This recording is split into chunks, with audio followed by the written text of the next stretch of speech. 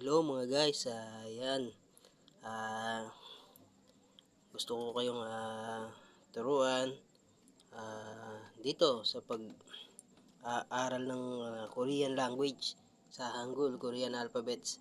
Ayan, mag-umpisa tayo sa lesson 1. Yan, lesson 1. Tuturuan ko kayo kung paano bumasa ng mga letra. Unti-unti lang.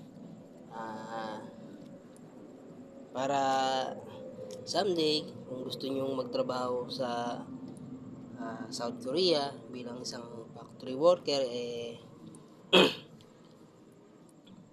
yun, mag-aaral muna kayo nito bago kayo makarating doon.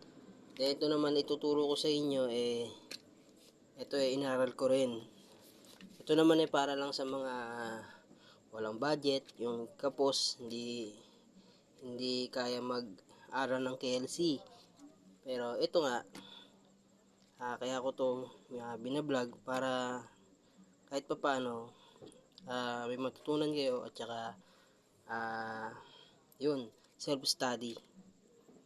Yan, umpisahan na natin dito sa vowels. Yan, 10 primary vowels. Yan, itong guhit na to ay ano yan, a. Ito namang guhit na to na may dalawang guhit sa gitna, yan naman ay ya. Ito naman, excuse me po, yung may guhit na pakaliwa, yan po ay excuse me po, o. Ito naman na may dalawang guhit sa kaliwa, yan naman ay yo. O, baka nagtataka kayo kasi yan ay o, yo. Iba-iba po yung pronunciation yan. Ito naman ay o, o po yan. Ito naman ay yo. Yan, yo. Hindi kayo magkamali, yo. Ito naman ay you. You. Ito naman ay u. Ito naman ay i. Yan ay so, home, moon, put. Ito naman tayo sa 11 secondary vowels. Yan. Yan. Ito naman ay Eden. Ye, ye, wa, we, wo, we, wi. Yan.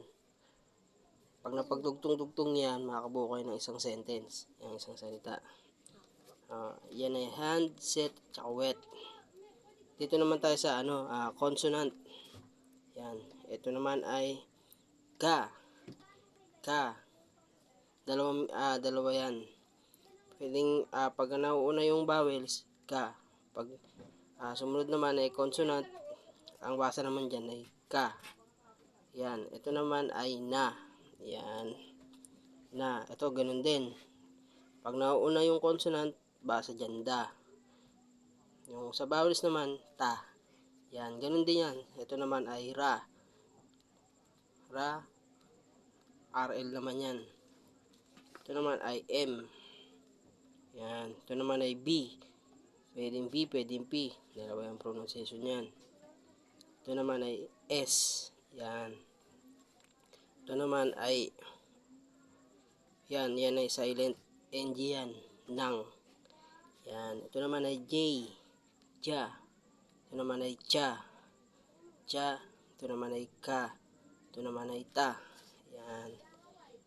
Ito naman ay pa. At ito naman ay ha. Yan. Ito naman ay ka. Ka. Da. Pa. Sa. Ja. Yan. Sana naintindihan nyo. Pero dito kayo mag-uumpisa pag kayo mag-aaral ng Korean language. Yan. Para matuto kayong magsulat, mapagsama-sama yung makabuo kayo ng isang letra, kailangan nyo yan. At matuto rin kayong bumasa, kailangan nyo rin yan. Kaya dito tayo sa lesson 1. Para to sa mga beginners, yan, na gustong mag-aral ng KLC. Ng libre, ito. Libre nito, tinuturo ko na sa inyo. Kasi kung mag-aaral kayo, halos 13,000 magagastos nyo. Pag napanood nyo itong video ko, yun, makakalis kayo. Lahat ng napag-aralan ko sa KSC, lahat yun ituturo ko rito para kahit paano makatulong sa inyo. Yan, dito tayo sa practice reading. Yan. Ito naman ay, yan. Sorry. Radio. Yan. Ito naman ay bosu. Ito naman ay banana. Yan. Ito naman ay keku. Yan, keku ang basa dyan. Ito naman ay kula naman ang basa dyan. Ito naman ay shampoo. Yan, shampoo yan. Shampoo ang basa dyan. Ito naman ay coffee. Yan, mamaya pagtutugma-tugmain natin yan dito. Ito naman ay Canada. Yan. Ito naman ay kisu. Ito naman ay densu. Yan. At itong huli ay virusu. Yan. Dito tayo mag-umpisa sa radio. Ayun. Yan. Pangalawa naman ay bosu. Ano ba yung bosu? Basyon. Yan. Ito naman banana. Siguro napakadali nito. Banana. Yan, banana. Ito naman ay keku. Sabihin yan ay cake. Yan. Ito naman ay cola. Ibig sabihin yan ay cola. Yan. Ito naman ay shampoo. Saan ba shampoo? Yun, shampoo talaga siya. Sa Korean, shampoo. Shampoo. Ito naman ay coffee. Yun, coffee. Ito naman ay Canada. Ayan, Canada dyan. Ayun, Canada. Yan. Ito naman ay kisu. Saan yung kisu dyan? Susundan natin. Ayun, kisu. Ito naman ay densu. Ano ba yung densu? Sa English, Korean. Dance, yan. Itong panghuli ay virusu. Sa Korean, virusu. Ano ba sa English yung virusu? Virus, yan. Yan. Dito mo tayo sa lesson 1 na sana meron kayong natutunan kahit papano. Yan.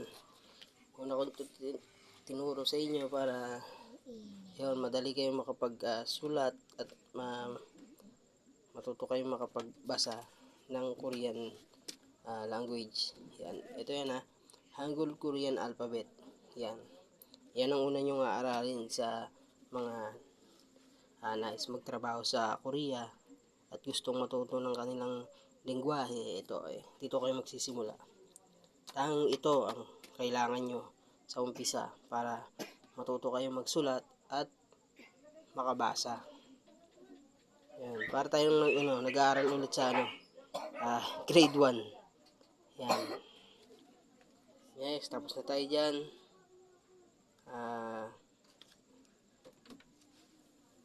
Okay, hanggang dito na lang yung aking video.